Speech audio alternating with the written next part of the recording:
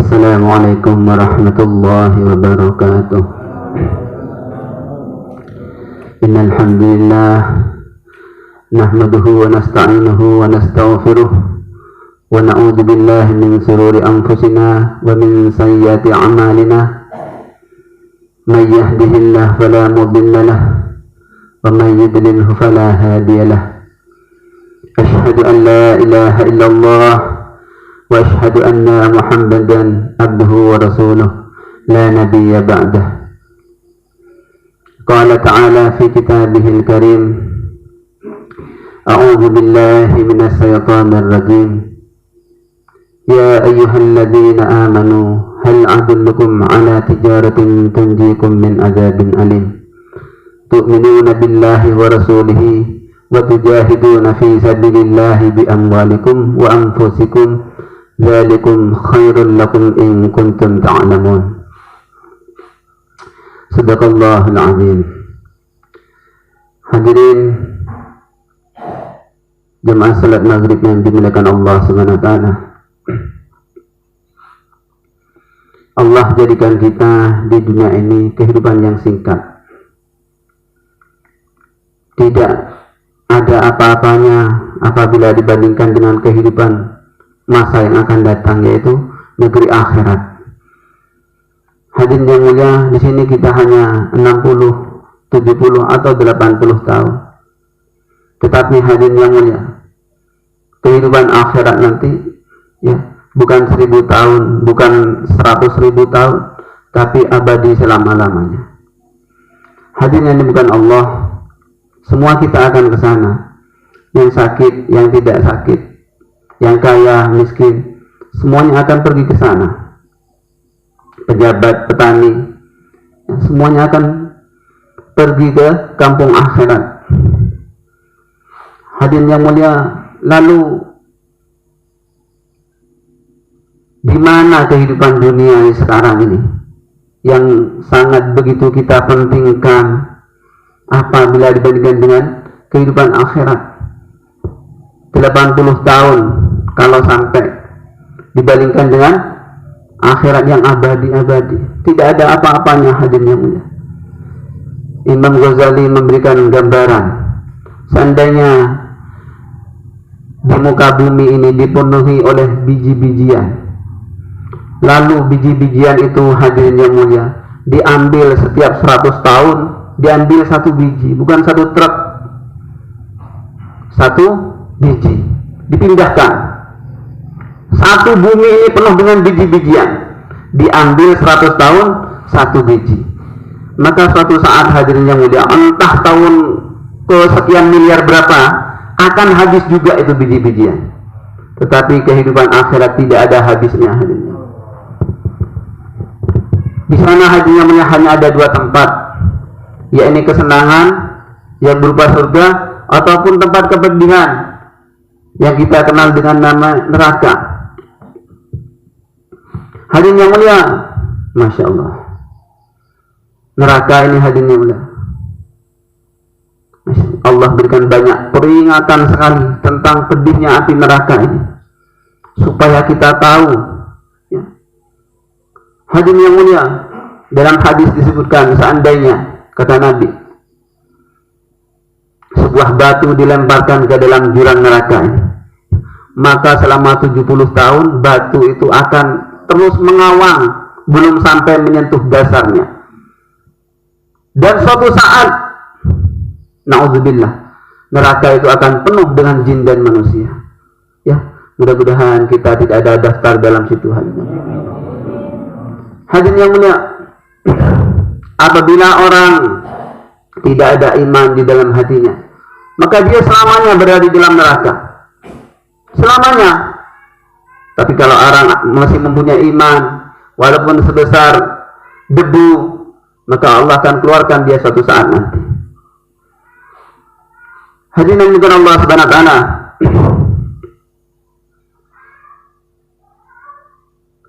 Nabi sallallahu alaihi wasallam banyak mengajarkan doa-doa supaya kita selamat dari azab api neraka ini. Ini menunjukkan bahwa neraka itu memang ngeri, hadirin yang mulia. Doa makan. Coba. Allahumma barik lana fima razaqtana wa qina azabannar. Kita mau makan, diperintah oleh Nabi untuk terhindar dari neraka. Ketika kita keluar dari kamar mandi, kita dianjurkan oleh Nabi kita untuk berdoa, ghufranaka, ghufranaka, ghufranaka. Ya, paling pendek ini. Ya Allah, hamba mohon ampun kepada Engkau. Apa maknanya kalau diampuni? Kita selamat dari neraka. Ini hadisnya banyak sekali Rasulullah SAW mengajarkan doa-doa yang intinya itu supaya kita selamat dari neraka. Ini hadisnya betapa dahsyatnya hadisnya neraka ini. Sehingga bahan bakarnya dari batu bisa meleleh. Hadis Nabi bukan Allah Ta'ala. Allah memberitahu bagaimana kita supaya selamat dari api neraka itu. Allah memberikan penawaran 3 kerja kepada kita. Allah menyebutkan ini sebagai suatu perniagaan. Ya ayyuhalladzina amanu, hai orang-orang yang beriman, hal adullukum ala tijaratin tunjikum min adzabin alim. Maukah aku tunjukkan, kata Allah. Ini penawaran dari Allah yang mengetahui yang membuat neraka. Maukah aku tunjukkan kepada kalian suatu perniagaan, suatu perdagangan, yang apa perdagangan itu jaminannya, hasilnya, yaitu kita diselamatkan oleh Allah dari azab yang pedih. Apa saja itu Allah tawarkan? Pertama, tu'minuna billahi, kita beriman kepada Allah, wa rasulihi, dan kita beriman kepada Rasulnya, wa tujahiduna fi sabilillah bi amwalikum wa anfusikum dzalikum khairul lakum in kuntum ta'lamun. 3 perniagaan ini Allah tawarkan hadisnya. Pertama, beriman kepada Allah, ya. Ini supaya kita selamat dari api neraka. Allah berikan penawaran 3 kerja, 3 perdagangan. Pertama, kita harus beriman kepada Allah. Kita harus yakin, hadirin yang mulia, bahwa kita ini diciptakan oleh Allah. Kita ini diberi rezeki oleh Allah. Kita sakit karena disakitkan oleh Allah, ya. Kita bisa berhasil dalam bisnis kita karena dikehendaki oleh Allah. Ini kita harus yakin, hadirin, bahwa segala sesuatu ini terjadi atas maunya Allah, terjadi atas kehendak Allah. Ini iman, hadirin yang mulia. Ketika kita sakit, maka kita harus sadari bahwa kita ini bukan karena kecapean, bukan karena kehujanan, bukan karena masuk angin, bukan karena virus, bukan karena bakteri. Kita sakit ini karena disakitkan oleh Allah Subhanahu wa Ta'ala. Kenapa kita disakitkan, hadirin yang mulia? Mungkin ada dosa dalam diri kita yang ini Allah bersihkan. Mungkin Allah ingin tegur kita supaya kita tidak banyak maksiat dengan sakit itu, dengan musibah itu.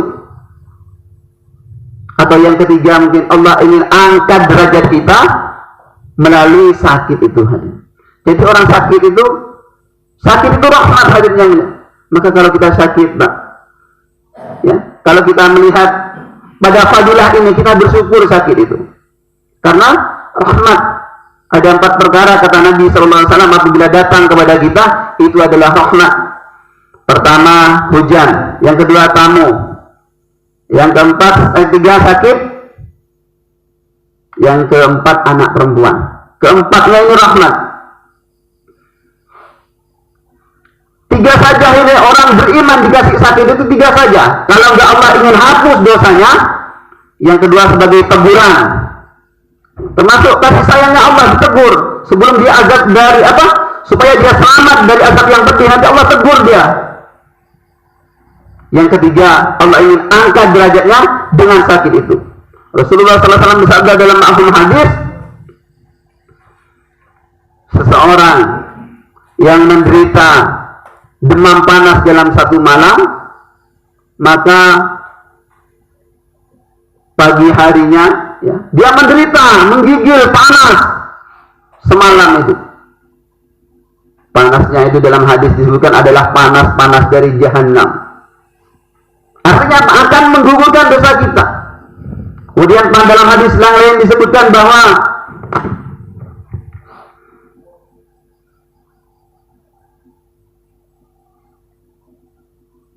dengan sakit itu, hadirin yang mulia, dengan dikasih demam satu malam itu, maka pagi harinya dia akan suci kembali, akan disucikan. Dagingnya yang mungkin ada daging barang haram yang masuk melalui makanan, Allah akan bersihkan semua melalui sakit itu, hadirin yang mulia. Maka kalau kita sakit, kita harus ingat ini, sehingga sakit itu tidak terlalu menderita, hadirin yang mulia.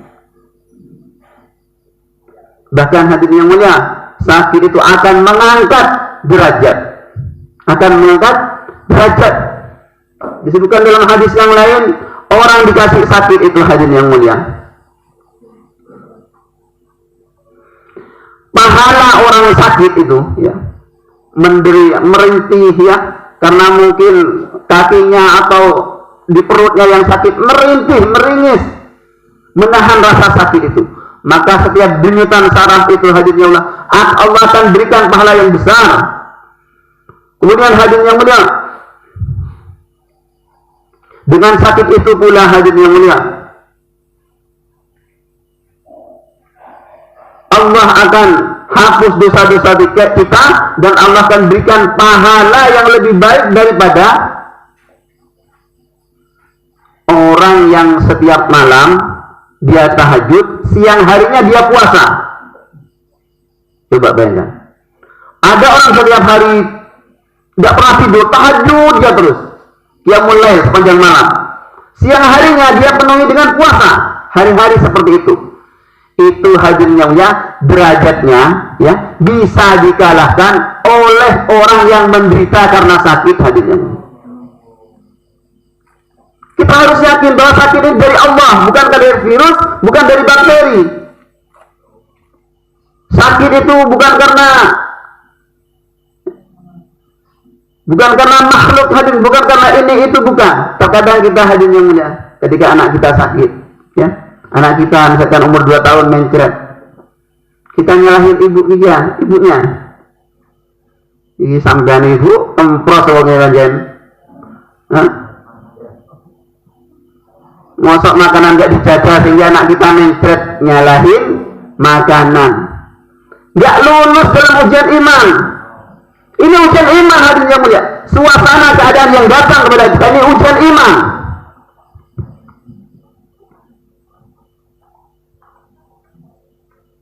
Selama ini ada sebagian orang salah. Saya dikasih sakit, saya diuji. Bukan diuji, kalau nggak pernah sholat itu bukan uji. Ujian itu untuk orang yang soleh, untuk orang yang taat, itu namanya ujian. Kalau orang yang ahli maksiat, dia dikasih musibah oleh Allah SWT, itu adalah teguran, hadirin yang mulia. Teguran supaya dia mau berubah. Kalau orang yang soleh, rajin ke masjid, rajin tahajud, dikasih sakit, itu adalah ujian. Orang yang imannya sempurna, hadirin yang mulia, imannya yang sempurna, yakinnya betul kepada Allah Subhanahu wa taala, maka hadirin ketika dia sakit, dia tidak sedihkan sakit itu. Dia tidak bersedih atas sakitnya itu.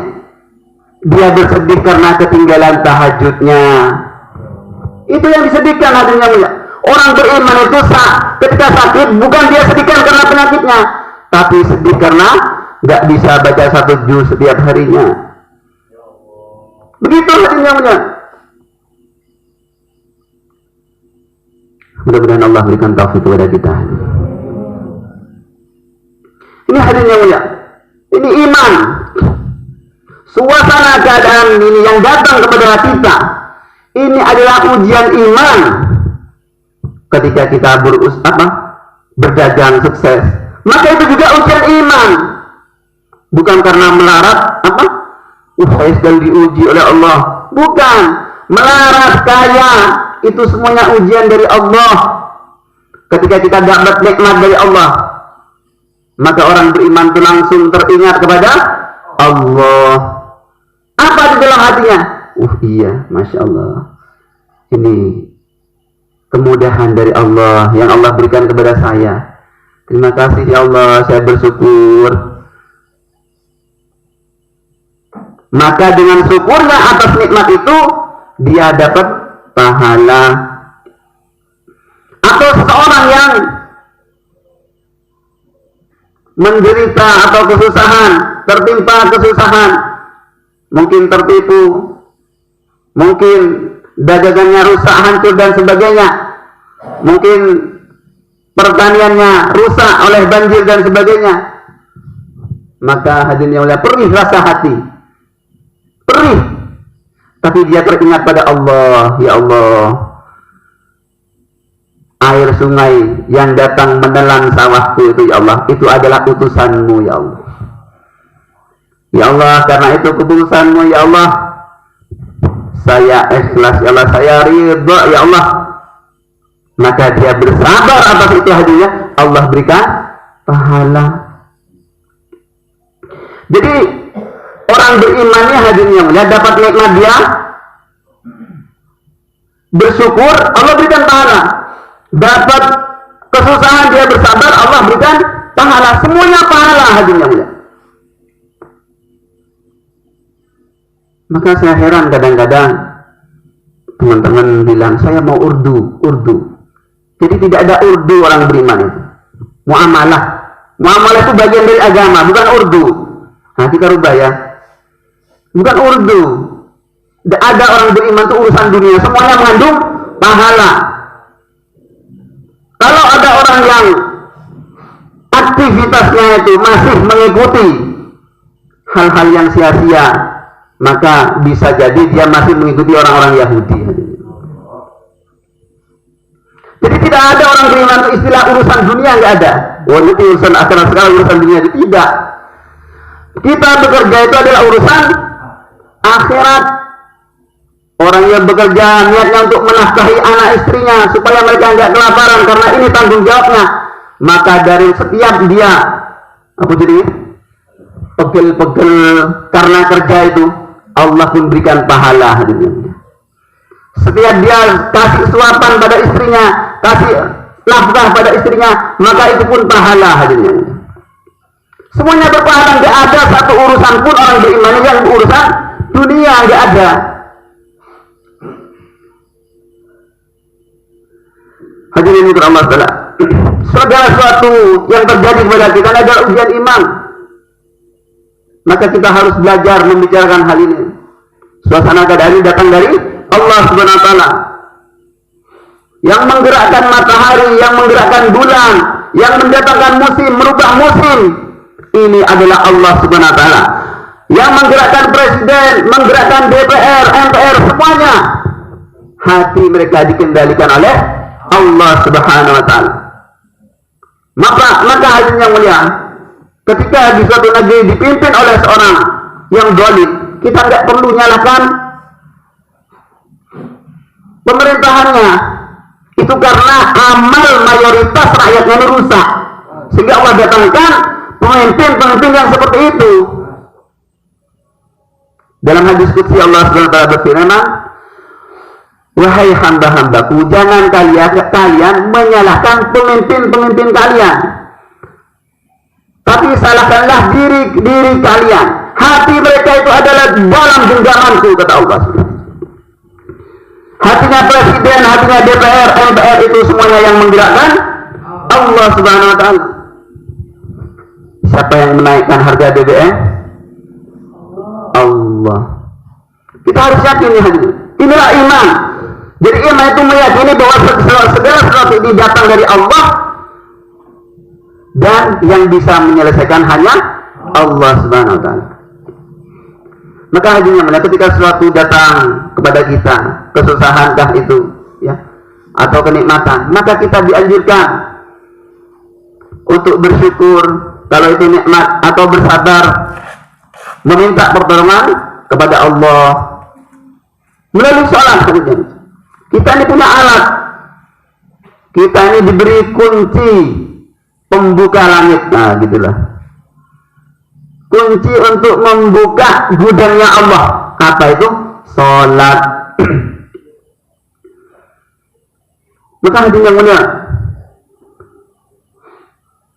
salat ini bukan perkara kecil, perkara besar salat ini. Selama ini orang-orang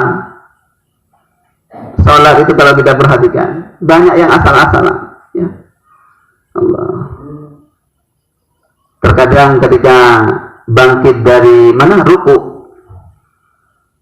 bangun dari ruku, badannya belum lurus sudah segera sujud.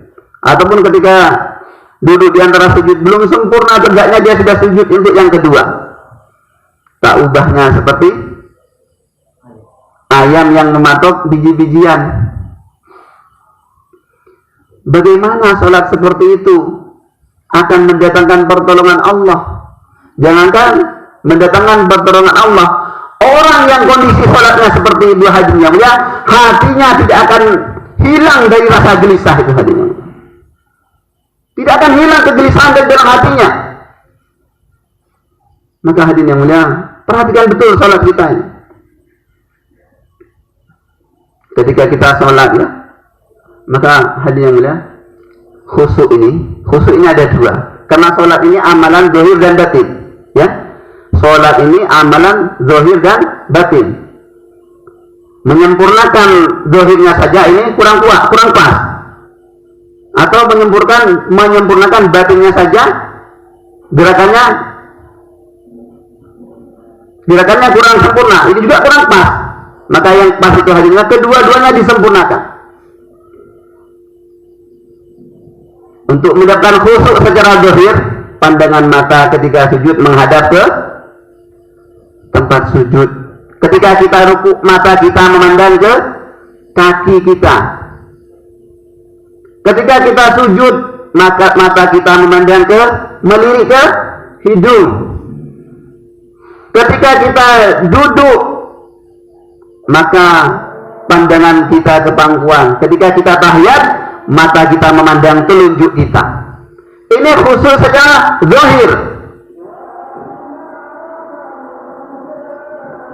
Kemudian khusus secara batin hadirin, ya, ada beberapa syarat yang harus dipenuhi. Khusyuk secara batin, hati. Bagaimana untuk mendapatkan khusyuknya hati ini? Satu, hadirin yang mulia, hati kita ini harus bersih dari kebesaran-kebesaran makhluk. Tidak ada kekaguman kepada siapapun. Kekaguman itu hanya kepada Allah Subhanahu wa taala. Tidak ada kecintaan kepada siapapun di dalam hatinya kecuali kecintaan kepada Allah Subhanahu wa taala. Hadirin yang mulia, ketika seseorang ini sholat, Allahu Akbar, dia hobinya main gitar, nyanyi-nyanyi. Maka ketika dia sholat, selesai takbir itu, dia pasti lagi ngerang lagu. Orang yang hobinya main catur, ketika selesai takbir Allahu Akbar, besok saya akan tarung sama dia lagi, saya akan siasat begini, siasat begitu, saya akan menangkan percaturan itu. Orang yang hobinya main bola seperti itu juga.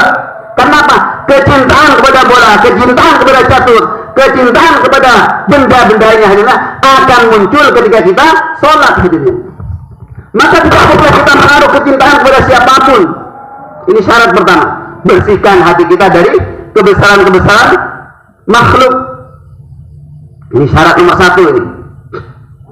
Syarat mendapatkan khusyuk secara batin ini nomor satu. Nomor dua hadirin yang mulia, ilmunya, ya, ilmu. Bagaimana ilmu ini hadirin? Minimal untuk orang-orang awam dalam sholat ini kita mengetahui makna apa yang kita ucapkan. Jangan melindur. Ketika terucap dalam hati kita, ihdinas siratal mustaqim, maka hati kita menghadap pada Allah, ya Allah, bimbinglah hamba ya Allah ke jalan yang lurus. Rabbi ufirli, ya Allah ampuni hamba, warhamni, kasihani hamba ya Allah, wajiburni, cukupilah hamba ya Allah, warfa'ni, angkatlah derajat hamba ya Allah, warzuqni, berilah hamba rezeki ya Allah. Jadi lengkap dalam salat. Kalau kita salat seperti itu, ya, bawa hati kita kebesaran Allah di dalam salat kita, maka hadirin yang mulia, salat kita akan menenangkan, menenteramkan hati kita. Salat kita akan mendatangkan pertolongan Allah. Maka kita latih salat seperti itu, insyaallah ya. Nah, untuk latihan seperti ini perbanyak salat sunnah. Jangan jadi imam terlalu lama, saya harus khusyuk ini. Jadi imam nanti buyar, ya makmumnya bubar nanti. Hadirin bukan Allah. Kemudian yang ketiga, untuk mendapatkan hajat khusyuk ini, kita harus latih. Seperti Sayyidina Ali radhiyallahu anhu, ketika datang masalah, tidak ada beras di rumahnya, pergi ke masjid untuk sholat pertama ini tidak mendatangkan pertolongan, maka datang lagi sholat keduanya, diperbaiki lagi sholatnya, begitu lagi. Sholat kedua pulang, belum ada makanan, belum, balik lagi, diperbaiki lagi sholatnya, sehingga ketiganya ini mengguncang arasnya Allah. Allah utus makhluknya kisaran gandum ini untuk berputar menghasilkan gandum. Siapa yang memerintah ini? Allah. Dengan kekuatan sholat hadirnya. Itu perkara yang besar sekali. Hadirin juga Allah Ta'ala.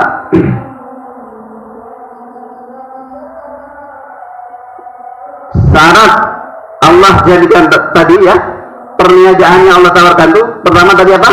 Iman kepada Allah. Yang kedua kepada Rasulnya.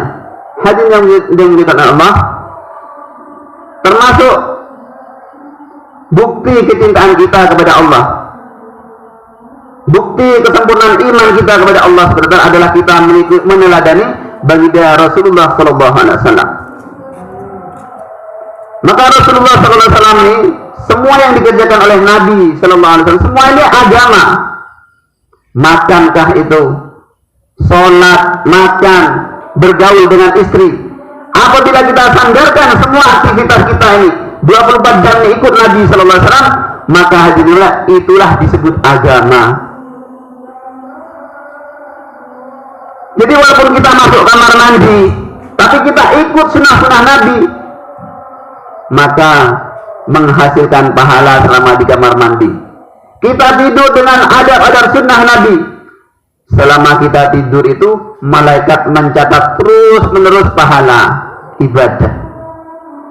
Makanya tidak heran jadi kalau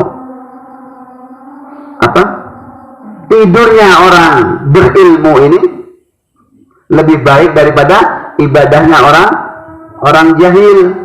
Karena orang jahil kayak gitu, kadang salatnya ya takbirnya nggak sempurna, i'tidal nggak sempurna, sujudnya nggak sempurna, sehingga lebih bagus sholatnya orang yang berilmu. Nah, sehingga lebih baik daripada tidurnya orang yang berilmu. Masya Allah. Hadirin yang mulia, dalam sunnah Nabi Sallallahu Alaihi Wasallam ini ada pertolongan Allah.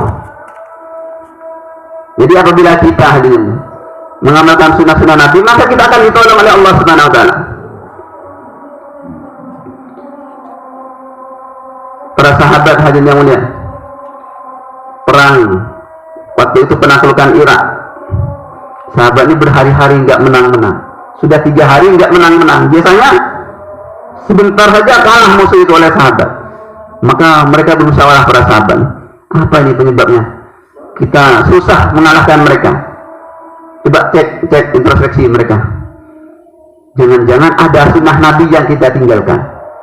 Maka ada yang nyeletuk satu orang, iya, sepertinya kita 3 hari ini gak bersiwak. Maka akhirnya mereka ambil ranting-ranting yang ada di situ untuk bersiwak. Maka hadirin yang mata-mata musuh mengintai dari jauh itu, melihat Allah tampakkan besar para sahabat, sehingga dia kabur. Hadirin, mata-mata musuh itu kabur melapor kepada kawan-kawannya, melapor kepada panglimanya, supaya kita tidak meladeni orang Islam itu, karena mereka sekarang sedang mengasah gigi-gigi mereka, kita pasti akan dimakan mentah oleh mereka nanti. takut hatinya Allah tanamkan rasa takut di dalam hatinya. Asbab mengamalkan sunnah Nabi Sallallahu Alaihi Wasallam.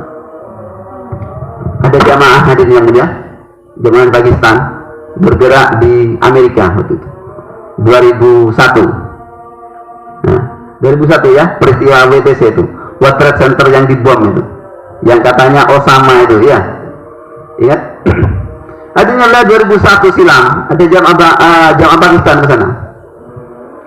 Maka udah ketika terjadi pemboman WTC itu udah beredar ini pelakunya Osama bin Laden berjenggot. Maka seluruh orang yang berjenggot-jenggot itu,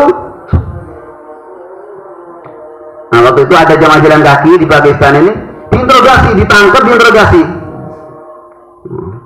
Ya namanya jamaah kan, jamaah sudah 4 bulan, dia bawa tas lengkap sudah, tas-tasnya itu. Maka diinterogasi semua, dipanggil di ruangan khusus, dikasih ruangan khusus teroris mungkin ya. Ini interogasi khusus teroris, mungkin pikir mereka begitu. Maka akhirnya ketika interogasi itu dalam satu pertanyaannya, ketika mau diajukan pertanyaan, kebiasaan jamaah maka biasa melakukan apa? Bersiwak dulu. Maka jamaah ambil dari kantong kecilnya itu hadinya mulia, ya, ambil siwak dari kantong kecilnya itu. Mereka hendak bersiwak karena akan menghadapi interogasi itu. Maka digunakanlah siwak. Ketika dia mau mengeluarkan siwak itu serentak petugas ini hanya yang mengawal interogasi ini dengan bersenjata lengkap ini langsung mengarahkan senjata kepada jamaah. Langsung serentak gitu. Jadi berjajar ini semua kan dikawal. Karena ini fikirnya teroris ini banyak yang ngawal itu. Langsung gitu. Langsung senjata itu diarahkan kepada jamaah. Maka komandannya tanya, apa itu? Oh, maka ini kayu Pak. Untuk apa itu? Ini untuk gosok gigi kami, kata jamaah. Maka gimana caranya? Maka digosokkan gini sama jamaah. Heran itu komandannya, ya, komandan polis itu heran. Maka diambil dilihat. Astaga, mungkin gitu bahasa mereka. Bahasa mereka Pak. Astaga. Gak mungkin orang seperti ini tuh bisa bikin bom. Udah lepas aja orang ini, kata komandan polisinya. Akhirnya jamaah dilepas, ditolong oleh Allah SWT. Asbab apa? Siwak. Maka hadirnya bagaimana kita jangan tinggalkan sunnah. Insyaallah ya. Hadirnya tawaran yang ketiga oleh Nabi oleh Allah SWT supaya kita selamat dari azab api neraka adalah wa tujahiduna fi sabilillah bi amwalikum wa anfusikum. Jadi kita setelah kita beriman kepada Allah, kita beriman kepada Rasulullah SAW, maka kita perjuangkan itu bagaimana itu wujud, bagaimana agama ini wujud, bagaimana sunnah Nabi ini wujud, bagaimana hidup tersebar sunnah ke seluruh alam ini. Itulah jihad hadirin yang mulia. Maka hadirin Allah Ta'ala, 3 kerja ini akan menyelamatkan kita dari azab yang pedih. Iman kepada Allah, kepada Rasul, lalu memperjuangkan agama itu supaya tersebar ke seluruh alam. Hadirin Allah Ta'ala, Allah Akbar. Kerja dakwahnya adalah kerjanya Allah, ya. Orang yang bekerja untuk dakwah ini, maka dia membawa kekuatan Allah. Kemanapun dia pergi, Allah akan bersamanya hadirin yang mulia. Jadi kita ini hanya diperintah oleh Allah SWT, nanti yang membereskan keperluan-keperluan kita, yang membantu keperluan-keperluan kita adalah Allah Subhanahu wa Ta'ala. Maka kita harus pasang niat hadirin untuk kerja dakwah ini. Hadirin yang mulia, seluruh pengikut Nabi Muhammad SAW, seluruh orang yang beriman kepada Nabi Muhammad SAW, maka dia wajib atas kerja dakwah ini. Qul hadhihi sabili ad'u ila Allah ala basiratin ana wa man ittaba'ani. Katakan Muhammad, inilah jalanku, hadhihi sabili, ad'u ila Allah, menyeru manusia kepada Allah, jalan dakwah. Ala basiratin ana wa man ittabi'ani.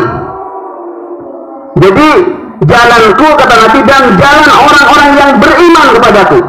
Jadi siapapun yang menyatakan keimanannya kepada Nabi, mengaku untuk mengikuti Nabi Muhammad SAW, maka dia bertanggung jawab untuk wujudnya tersebarnya agama ini ke seluruh alam. Hadirin, syaratnya hadirin yang mulia, kerja agama ini harus didasari dengan basirah. Basirah ini lawannya basor. Kalau basor pandangan mata, kalau basirah ini pandangan hati. Kata alim ulama begitu hadirin ya. Ala basiratin, atas dasar basirah. Jadi kerja dakwah ini, kerja agama ini harus didasari dengan basirah. Hati kita harus yakin bahwa Allah akan tolong saya melalui amal ini. Allah akan tolong saya melalui ta'lim. Allah akan tolong saya melalui kerja dakwah. Pahala orang yang mengajak itu begini, itu harus kita tanamkan dalam hati. Inilah namanya basirah. Hadirin yang mulia, kalau kerja agama tidak didasari dengan basirah, rusak. Orang yang punya pondok, dia tidak punya basirah, tidak membawa basirah, maka rusak. Bagaimana santri-santri saya ini? Kapan saya kerjanya? Kapan saya kerjanya untuk menafkahi anak istri? Saya tidak ada waktu untuk urus anak-anak santri. Maka kita harus basirah bahwa dengan kerja agama ini, ya, Allah akan menolong kita. Ini namanya basirah. Dengan kerja agama ini, setiap kita mengajak, maka ketika kita dapat pengikut dari yang kita ajak, maka pahala akan mengalir terus kepada kita. Dia mengajak lagi, ya, maka pahalanya terus mengalir. Ada orang yang ahli maksiat, kemudian kita ajak, lalu dia sadar bertaubat, kebetulan dia orang yang kaya, maka dia naik haji, bersedekah, semuanya pahala itu akan mengalir kepada orang yang mengajak tadi. Hadirin, ini namanya basirah. Kita harus yakin ke sana. Kalau kerja dakwah tidak didasari seperti itu, rusak. Cerita sedikit nih dulu hadirin yang mulia. Dulu saya waktu mau berangkat 4 bulan pertama, 2011 apa 2012 saya lupa. Saya berangkat dari sini, rumah sini. Waktu itu saya belum menyatu dengan dai-dai di Lumajang ini. Jadi saya masih Lumajang, hanya sebentar saja bergaul saya dengan orang-orang halakoh. Hadirin yang mulia, saya mau berangkat 4 bulan itu, istri saya nggak ridho. Maka hadirin yang mulia, saya naik bis dari Banyu Putih, ya. Saya naik bis dari Banyu Putih. Saya mau mampir leces di rumah saya, di rumah bapak saya mau pamitan. Saya nyampe di rumah itu, istri saya sudah ada di situ. Dia naik motor, lebih cepat istri saya. Allah, dia sudah nangis hadirin yang mulia. Di rumah sudah bertengkar sama saya, tapi enggak saya hiraukan, ngejar ke leces ke orang tua saya. Bapak saya bilang, ojo betul 4 bulan, ojo murung siap 40 hari ya, enggak apa-apa. Saya enggak jawab apa-apa, enggak iya, enggak tidak, diam aja. Karena saya tahu orang tua saya ini orang awam, saya diam aja. Mau di debat masa orang tua, diam saja. Akhirnya saya pamit dari situ, pergi ke stasiun di Leces. Tahu stasiun Leces kan? Pinggir jalan raya. Saya duduk di situ nunggu kereta. Istri saya pun ngejar ke situ. Pak. Kira-kira setengah jam. Saya bertengkar udah diam, cuma nggak keras, nggak teriak-teriak, enggak. Istri saya duduk di kursi ruang tunggu itu. Carikan saya dulu. sambil menangis air matanya. Iya gampang, nanti kita gampang, nanti pulangnya itu nanti kita bicarakan. Saya harus berangkat dalam hati ini, Pak. Pasti Allah tolong dalam hati saya. Berikan saya. Iya gampang. Setelah itu hadirin yang mulia, kereta datang dari Kurusan Banyuwangi ke Surabaya. Untuk apa? Kereta datang. Itulah ketika melihat kereta itu, ya Allah, berdebar, Pak. Gak tega. Saya naik dari kereta itu, saya lihat dari dalam kereta itu, istri saya nangis di situ. Jadi saking inginnya supaya saya nggak berangkat, seperti itu cara istri saya. Istri saya tidak keras, Pak, orangnya. Allah. Tapi saya yakin hadirin yang mulia bahwa Allah pasti menjaga keluarga saya, sebagaimana Allah menjaga keluarga Ibrahim alaihissalam. Maka hadirin yang mulia, itulah yang membuat hati saya tenang sehingga saya berangkat terus 4 bulan. Sepulang-pulang 4 bulan ternyata nggak ada masalah. Nggak ada masalah. Justru hadirin yang mulia, saya wafsi, ya. 1 bulan berikutnya saya keluar Masturat 10 hari di Bandung. Jadi hadirin yang mulia, kalau kita gunakan logika dalam kerja dakwah ini, rusak, Pak. Kita rusak, kita hancur. Kita jangan gunakan logika dalam kerja dakwah, gunakan basirah. Insyaallah ya. Gunakan basirah. Keyakinan kita kepada Allah ini kita harus perkuat. Yakin bahwa Allah akan jaga, Allah akan ganti, selesaikan masalah-masalah kita. Itu namanya basirah, Pak. Yakin kepada Allah. Maka hadirinlah kita juga begitu, ya. Kita harus yakin bahwa Allah akan tolong kita melalui kerja ini. Tidak ada hadirin yang mulia kerja yang sedahsyat ini kalau kita cari di tempat lain, ya. Sedahsyat ini, sedahsyat kerja dakwah ini, gak nemu. Tapi ini jangan disampaikan kalau di orang, ya. Ini majelisnya orang-orang pernah keluar. Kalau orang belum keluar jangan ini. Jadi bahasanya beda, ya. Hadirin yang mulia, Allah akan tolong kita melalui kerja dakwah. Hadirin yang Allah Taala, bagaimana Allah menolong Nabi Ibrahim dari api, Allah menolong Nabi Musa, Allah menolong para sahabat dalam perang Badar, dalam perang Yarmuk dan sebagainya. Semuanya pertolongan Allah datang kepada para sahabat. Karena apa? Karena para sahabat itu dai. Allah tolong Nabi Ibrahim karena Nabi Ibrahim itu dai. Allah tolong Nabi Musa karena Nabi Musa itu adalah dai. Maka hadirin kita kalau menolong agama Allah, Allah akan tolong kita. Insyaallah ya. Nah, juru damak sebentar lagi kita daftarkan untuk keluar 4 bulan. Silakan daftar. Silakan, Mbak. Silakan, Mbak. Mana tim paskinya ini?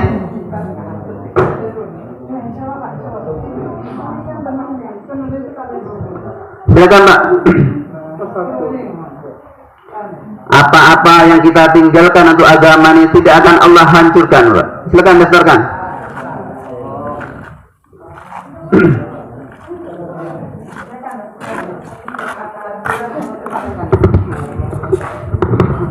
Yakin semua para nabi ditolong oleh Allah karena menolong agama Allah. Intang surullah yang surkum, masya Allah. Maka yang paham silakan berdiri, pasang niat. Nah, niatul mukmin khairu minal amal. Niatnya orang beriman lebih baik daripada amalnya. Silakan. Nah, dicatat. Nah, ini Ustadz, naskul Ustadz nggak apa-apa. Silakan sama Ustadznya. Silakan lah, masya Allah. Ini Ustadz sampai menggeret-geret. Silakan. Ini mau bayan kalau tidak berdiri semua nanti tidak selesai bayannya. Dan kita niatkan semua itikad, insyaallah. Mudah-mudahan Allah terima, Allah jadikan asbab hidayah pertemuan kita. Subhanallah bihamdika, asyhadu an la ilaha illa anta, astaghfiruka wa atubu ilaik. Wassalamualaikum warahmatullahi wabarakatuh. Masa ngumpul berhalakoh habis ini ya.